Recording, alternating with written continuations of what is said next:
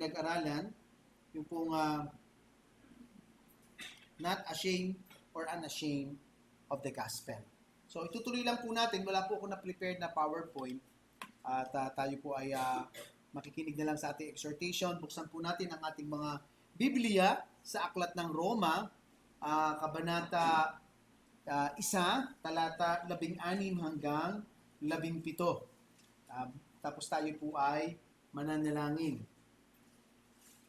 Romans chapter 1 verse 16 to 17, I am not ashamed of the gospel, for it is the power of God for salvation to everyone who believes, to the Jew first and also to the Greek. For in it the righteousness of God is revealed from faith to faith, as it is written, the righteous man shall live by faith. Tayo po ay manalangin. Ama naming Diyos, ikaw po ang pagpalain, itaas at mapapurihan sa amin pong mapapag-aralan ngayong araw na ito. Itago mo lamang ako sa iyong liwanag, Panginoon, at ikaw po ang tunay na magsalita sa puso ng bawat isa sa amin. Convict us, Lord, with your word, because it is power, it has the authority, it is breathed out by you, Lord. Kaya po, tulungan mo kami sa udyok ng Santong Espiritu sa aming mga buhay. Pinupuri ka namin, Ama, sa pangalan ng iyong anak na si Jesus. Amen. Okay, so last time na pinag-aralan natin, dapat hindi natin ikahiya ang mabuting balita. Dalawang bagay lang naman ang ating punto na pinag-aralan, ang pag-aaralan. Yung isa po yung una. Una, sapagkat ito ang kapangyarihan ng Diyos. Hindi mo dapat ikahiya ang mabuting balita sapagkat ito ay kapangyarihan ng Diyos. Ikalawa, hindi mo dapat ito ikahiya sapagkat sa pamamagitan nito ay nahayag ang katuwiran ng Diyos. Ano po? The righteousness of God. So last time na pinag-aralan natin, dinefine natin na ang gospel, ang ibig sabihin nito ay good news o mabuting balita. Sa makatuwid ay ito ang daan o ito ang paraan kung saan ang Panginoon o ang kaligtasan ng isang tao ay matatamasa niya mula sa Panginoon. Pinag-aralan natin last time na ito ang kapangyarihan ng Diyos at sa iba't ibang bahagi ay nakita natin na gumagalaw ang kapangyarihan ng Diyos. Mga kapatid, ang kapangyarihan ng isang bagay, katulad halimbawa na kung tayo may kaibigang makapangyarihan, dito sa balat ng lupa ay powerful politician, powerful because of rich, powerful because of... And somehow pagka tayo na-attach sa kanya, ang pakiramdam natin, we are so proud. Sabi nga ng mga matatanda, para tayong langaw na nakadapo sa kalabaw. Mas proud pa tayo sa kalabaw. Tuman-tuwa tayo. Sa katunayan, ito yung nalagay yung laman ng ating bibig na lagi natin na ikukwento sa mga tao. Alam mo, kaibigan ko yan. Alam mo, si ganito. Friends kami niya. Close kami niyan. Because we people seek power. Hinahanap lagi natin ang kapangyarihan. Kaya nga po, kung dumating na sa panto na tayo po'y nakakilala sa Panginoon at nalaman natin ang kapangyarihan ng Diyos na ito'y nakapagliligtas ang mabuting balita, bakit hindi rin natin ito maging laman ng bibig at maipagmalaki? Sapagkat naroon ang tinatawag nating pagkahiya natin sa mabuting balita. It's a shame. Not the gospel. Ito ay nakakahiya hindi sa mabuting balita, hindi sa Diyos, sa atin. Ito'y nakakahiya. Sapagkat ang kapangyarihang nakapagligtas sa atin, dahil wala po tayong kapangyarihang ligtas ang ating sarili, ay idinulot ng Diyos sa atin. Ang tamang salita ay idinulot ng Diyos. It is a gift. Remember, we are saved through the gospel at ang mabuting balita, ang laman po nito, yung tinatawag natin na grace o biyaya ng Diyos. At ang biyaya po ay aginaldo ng Diyos at ang aginaldong ibinigay ng Diyos ay hindi lamang niya pinakuha sa atin, ito'y pumanawog mula sa langit, nagdulot ng liwanag sa buhay ng bawat isa. Kaya nakakahiya na itinatanggi natin ang mabuting balita sa mga taong kailangan ding maligtas. Ang kapangyarihan ng Diyos ay nakita po natin, 1 Corinthians chapter 2 verse 4 to 5. Akin na lang pong re-reviewin. Ito ang kapangyarihan na nagbibigay ng karunungan sa bawat isa upang iproklama niya ang mabuting balita. So huwag kang mahiya. Kaya ka nahihiya kasi umaasa ka sa sarili mong kapangyarihan kung paano mo ito sasabihin. Ito po'y kapangyarihan ng Diyos at ang kailangan mo ay umasa sa Kanya. In 1 Peter chapter 1 verses 4 to 5, ito rin po ang kapangyarihan na nag-iingat sa atin upang tayo mapanatili sa kalangitan. Sapagkat sabi po rito, to obtain an inheritance imperishable, undefiled, kept by the power of God. Kapangyarihan din po yan ng Diyos. Kapangyarihan din po ng Diyos na mayroon tayong kakayanan na lumaban sa anumang bagay laban sa kapangyarihan ng Diyos. 2 Corinthians 10:5. Ang ating pakipaglaban ay hindi ayon sa laman kung hindi iti kapangyarihang mula sa langit. The divinely powerful for the destruction of fortresses. Number 4, ito ay kapangyarihan na nakapagliligtas sa oras ng isang tao ay manampalataya, katulad ng gospel. In 1 Corinthians chapter 1 verse 18, the word of the cross or the gospel to those who are perishing, foolishness. But to us who are being saved, it is the power of God. Ito ang kapangyarihan ng Diyos na nagliligtas po sa atin. And then lastly, ang kapangyarihan na ito ang nagbibigay din po ng kakayanan upang ang isang tao ay magkaroon ng lakas sa kanyang mga pagsubok para sa salita ng Diyos. 2 Timothy chapter 1 verse 8. Therefore, do not be ashamed of the testimony of our Lord or of me, his prisoner, but join with me in suffering for the gospel according to the power of God. So, hindi po natin pwedeng ikahiya. Paano natin ikahihiya ang kapangyarihang nagligtas sa atin?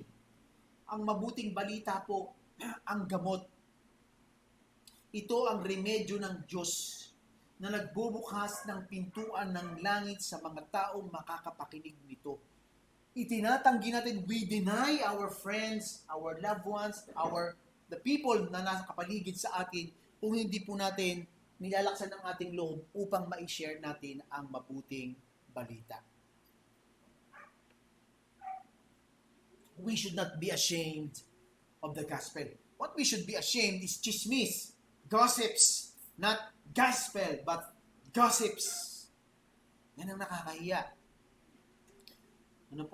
Pero ang mabuting balita, hindi po yan ang dapat nating ikahiya.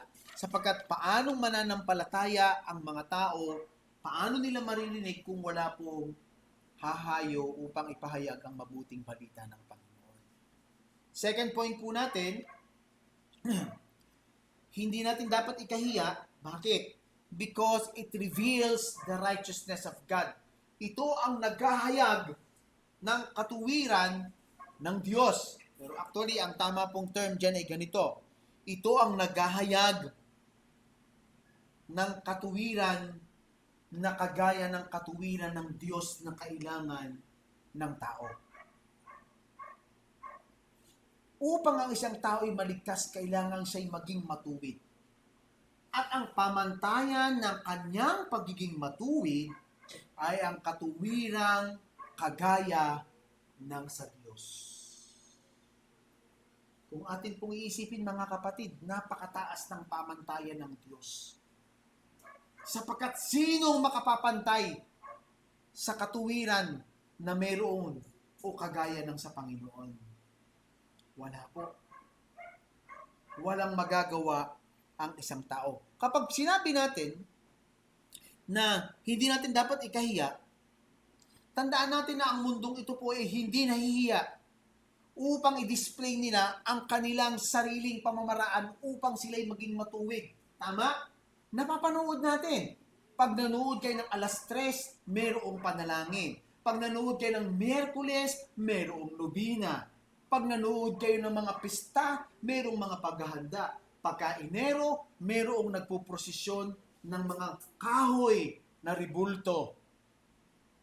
They are unashamedly display. Hindi sila nahihiya. Dahil ang tingin nila ito ang paraan upang sila ay maligtas. Tapos tayong hawak natin ang mabuting balitang nakapagliligtas, nahihiya tayo sa totoo.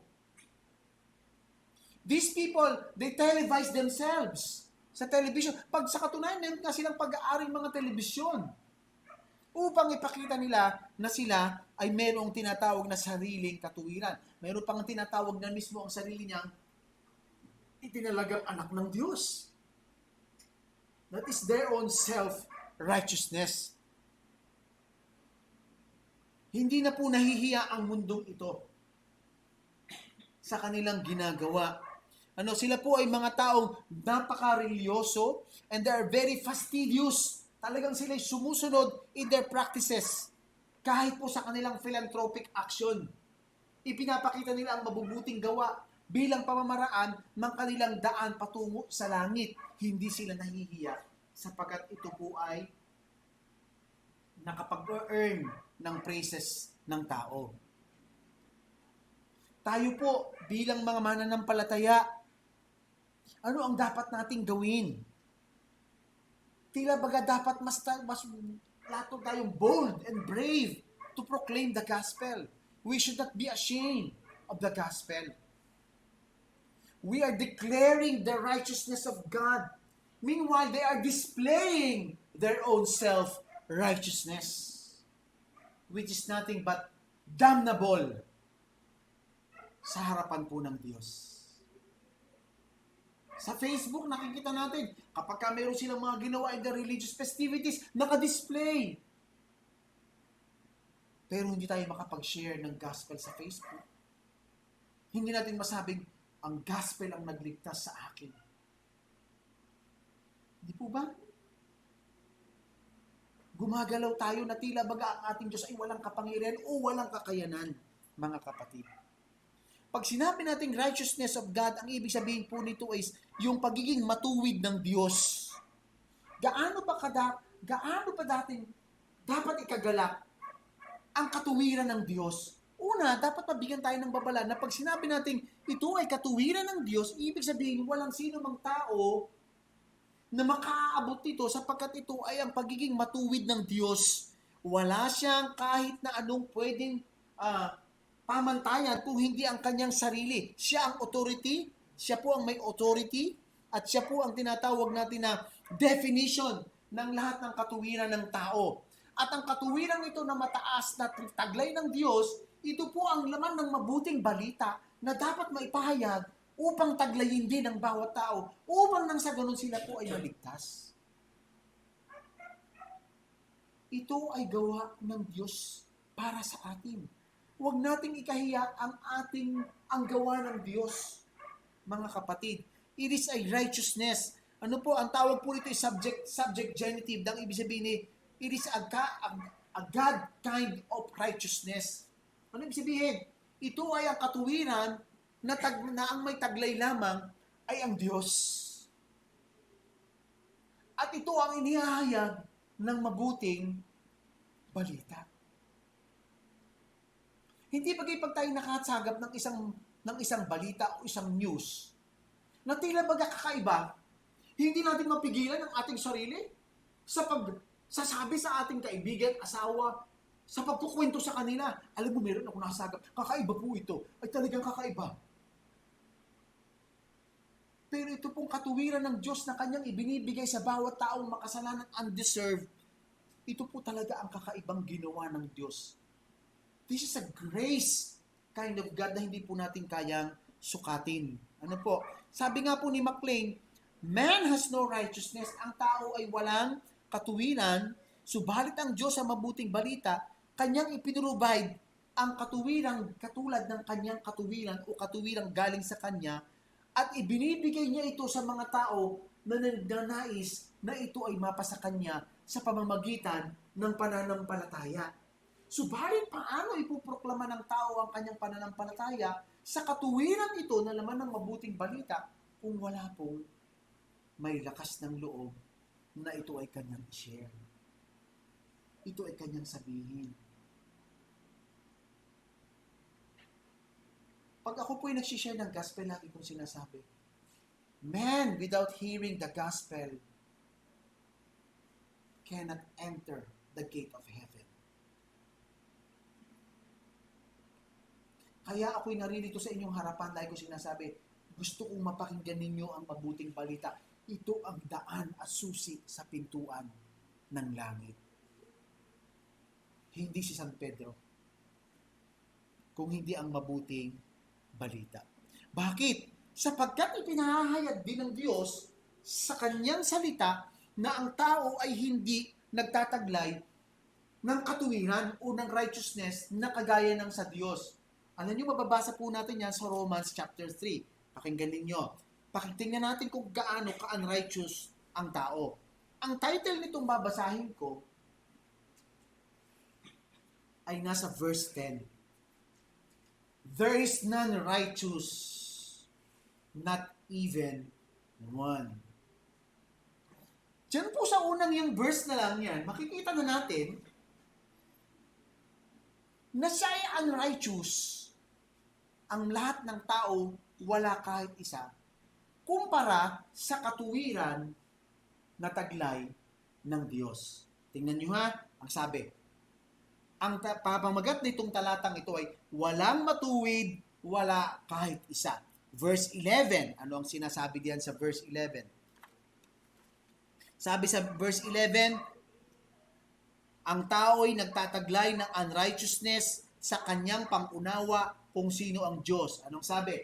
There is none who understand, there is none who seeks for God.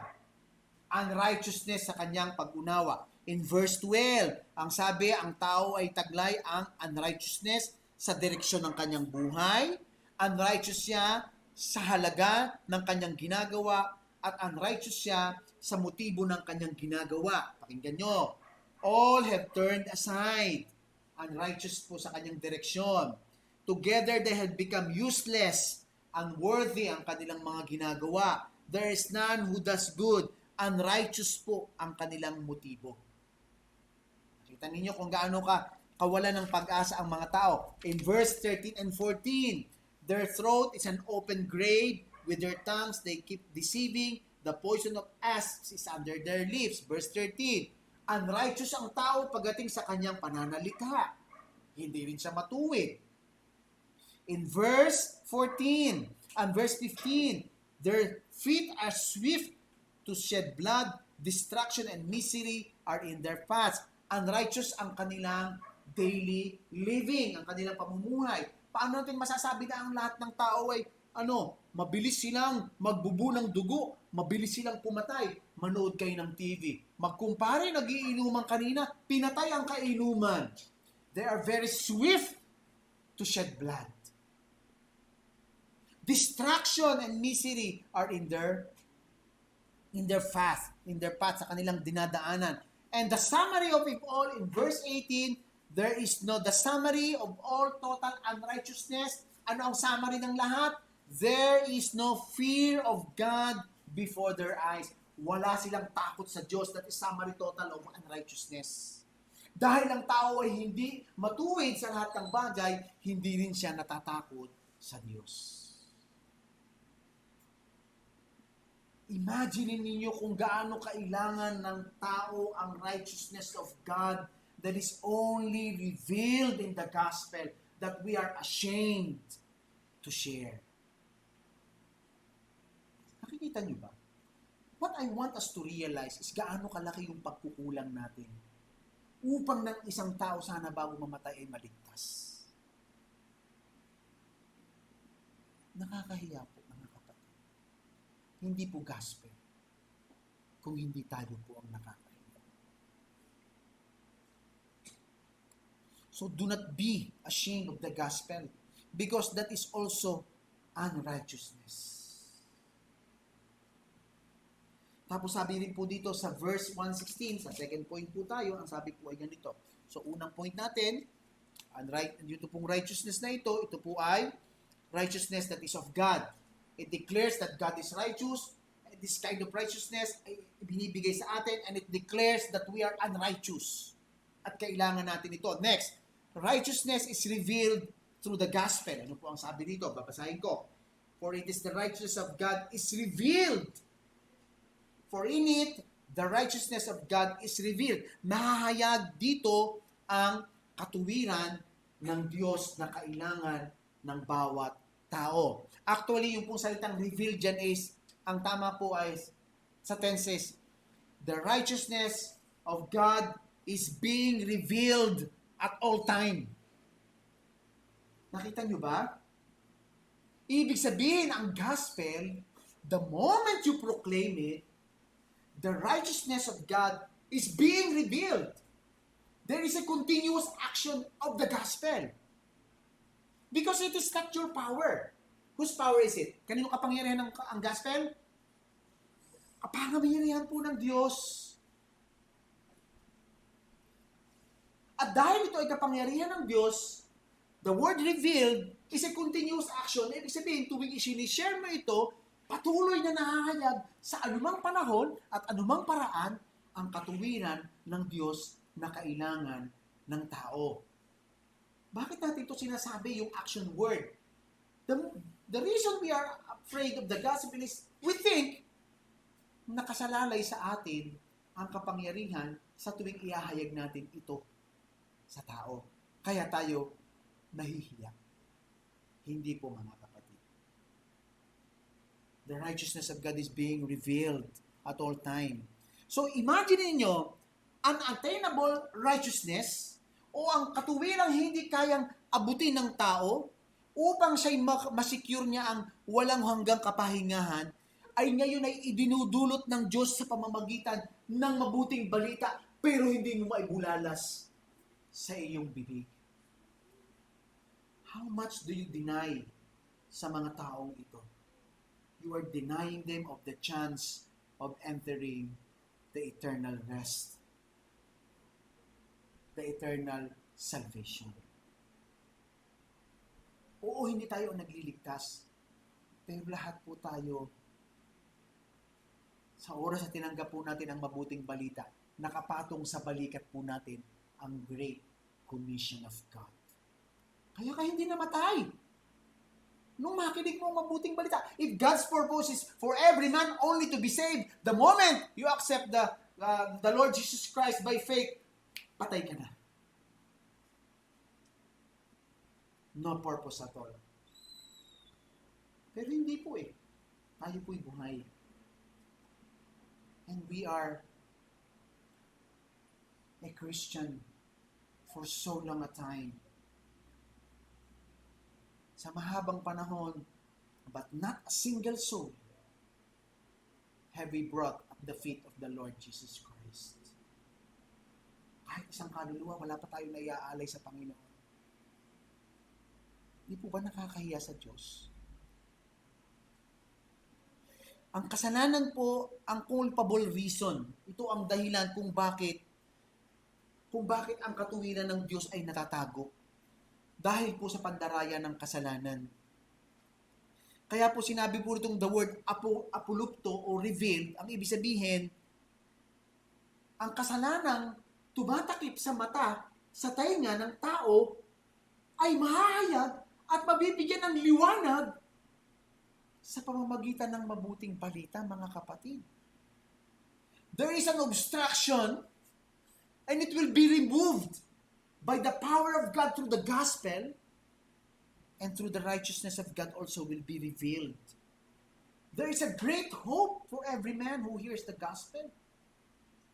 A hope that cannot be offered by this world, which is very temporal. And the hope that will be revealed by the gospel is eternal. Hindi kasi natin nililingon at sinusukat ang haba ng panahon eh. Ini-enjoy kasi natin ang every moment while we are living here, forgetting na mayroong walang hanggan na doon tayo malalagi, mga kapatid. Can you imagine that the gospel, kaya po tinatawag ang gospel na good news, dahil ito lamang po ang may kakayanan na magdeklara ng katuwiran to the vilest sa pinakamasamang tao, unable, walang kakayanan, wicked and undeserved, na hindi niya kayang i-attain by himself because he is powerless, wala siyang kapangyarihan, helpless and hell-bound. Now, because of the gospel, ang lahat ng ito'y mawawala. And this man will be given hope to enter heaven. Can you imagine? You're holding the key, mga kapatid, for that person. Hawak natin the gospel. It's revealing all the time the righteousness of God. Ang katuwiran po ng Diyos. That's why God made the gospel very simple. You don't have to be technical about the gospel.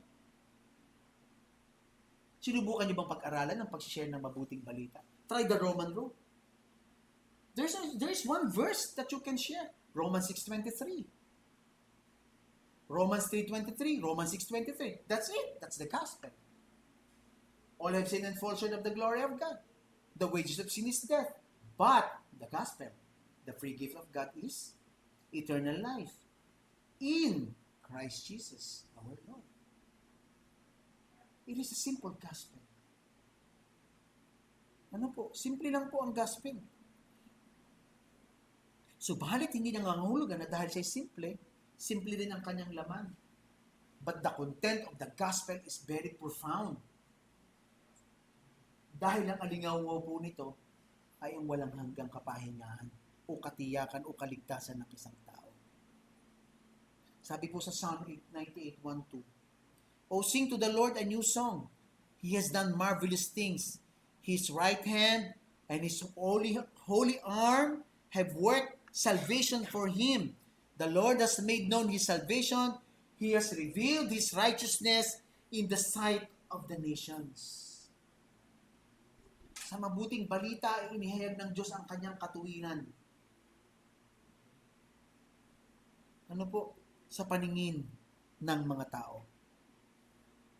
So wag nating ikahiya the righteousness of God. Next point po, letter C. Sabi po rito, "I am not ashamed of the gospel, for in it the righteousness of God is revealed from faith to faith."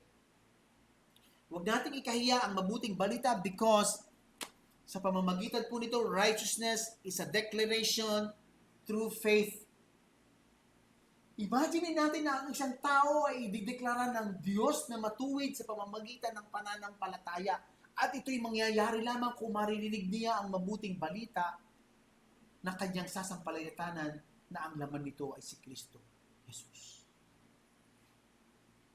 That this person will be declared righteous. Na tila baga itong taong pinag-usapan natin kanina, vile, wicked, unable, and hell-bound, will suddenly stand in the sight of God, righteous, and deserving to go to heaven because of Christ. Because of the gospel. Huwag po natin ikahiya ang mabuting balita. Sa pamamagitan ng pananampalataya, ang isang tao ay maidideklarang matuwid o justified. That is a forensic declaration. Ang ibig sabihin ng salitang forensic is a legal term na ang ibig sabihin ay sinabi ng husgado na ikaw ay matuwid. Mayroon pa bang mas mataas sa husgado? Wala na po, sapagkat ang ating husgado na nagdeklara ay ang Diyos mismo. At ikaw ay matuwid, hindi dahil sa sarili mong katuwiran, kung hindi dahil sa iyong pananampalataya kay Kristo na narinig mo sa mabuting balita. That's why the gospel is the power of God for salvation to everyone who believe. That is faith. Our justification is through faith. And the object of our faith is the Lord Jesus Christ. Nakikita nyo ba na it's very intricate? That the moment you are ashamed of the gospel, you are also ashamed of Christ and what Christ has done on the cross for you and for everyone.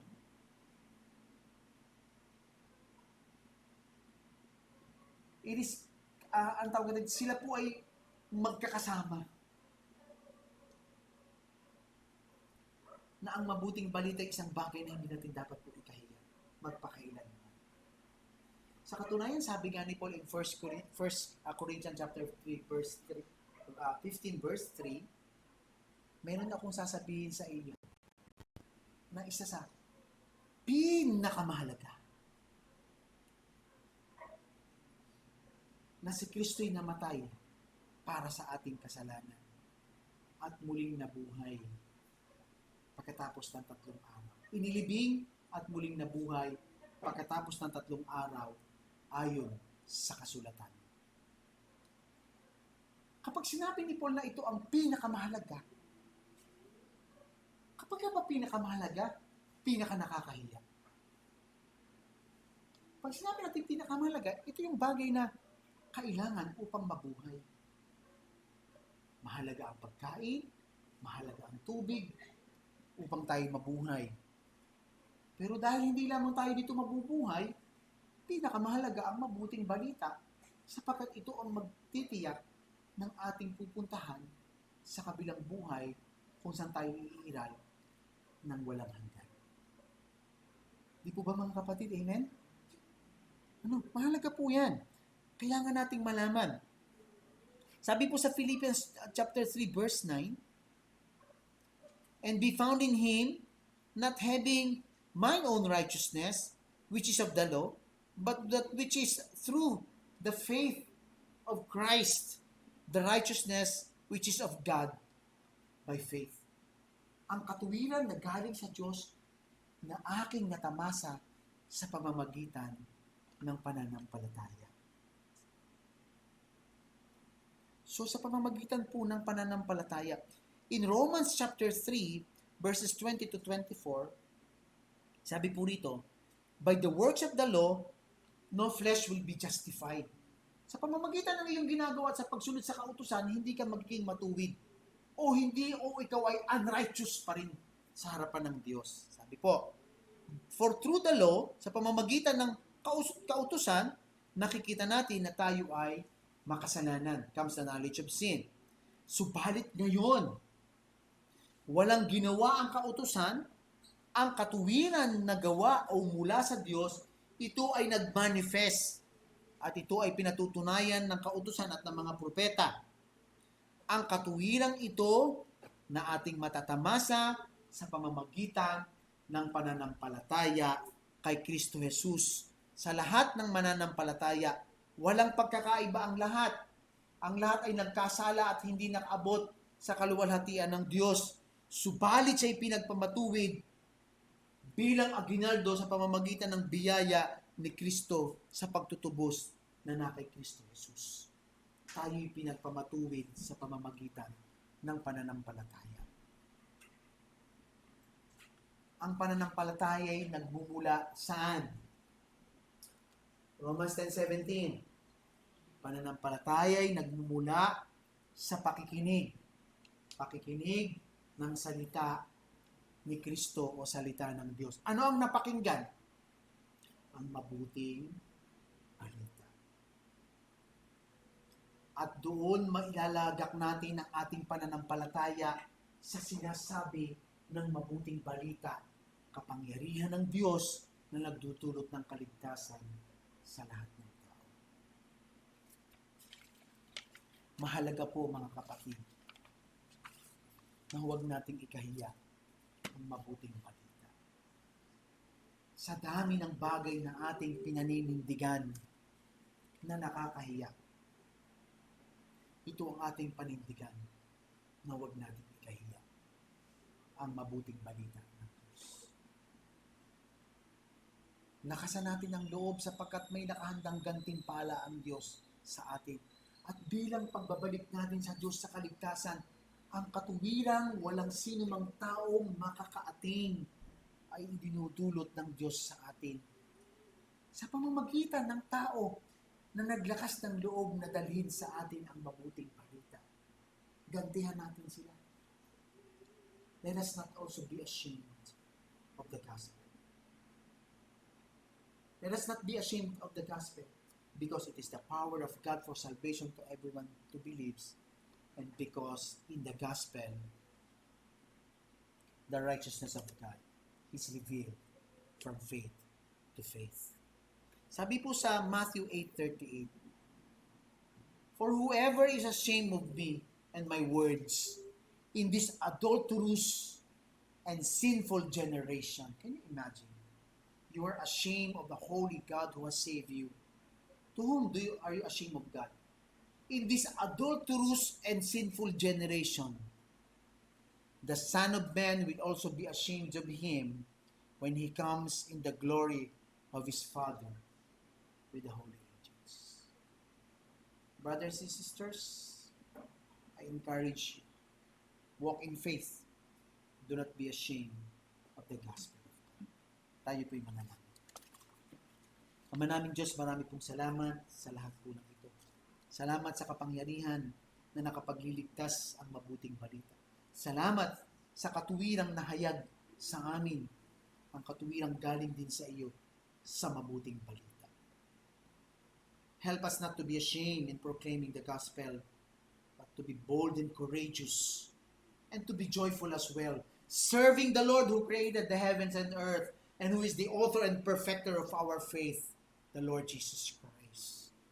Sa Kanya kami lubos na magalak, hindi sa aming laman, sa aming kaibigan, o sa lahat ng tao na kami nahihiya. Tulungan mo kami, Panginoon, to declare the gospel to everyone. Pinupuri ka namin, Ama, sa pangalan po ng iyong anak na si Jesus. Amen.